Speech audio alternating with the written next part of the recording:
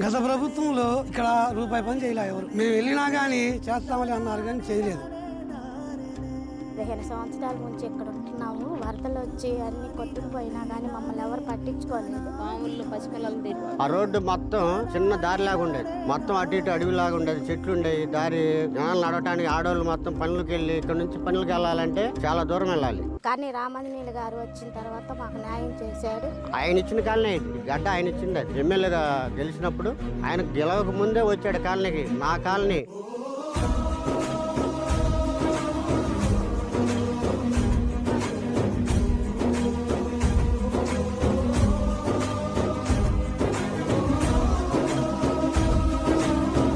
వచ్చి చూసి జనాలందరినీ చూసి పలకరించి మా ఆపేతకు మాట్లాడి మీకెందుకు భయపడబాకండి, మీకు పట్టాలు ఇచ్చి పక్కాగా ఇల్లు కట్టించేస్తా, మీకు నీళ్ళకి ఇబ్బంది ఉండదు, నీళ్లు మొత్తం నేను సప్లై చేసేస్తాను, పైప్ లైన్ కూడా వేస్తాను ఇళ్ళ కలెక్షన్లకి.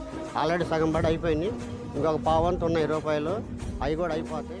చంద్రబాబు నాయుడు గారికి, పవన్ కళ్యాణ్ గారికి, రామంజనేయులు గారికి ధన్యవాదాలు.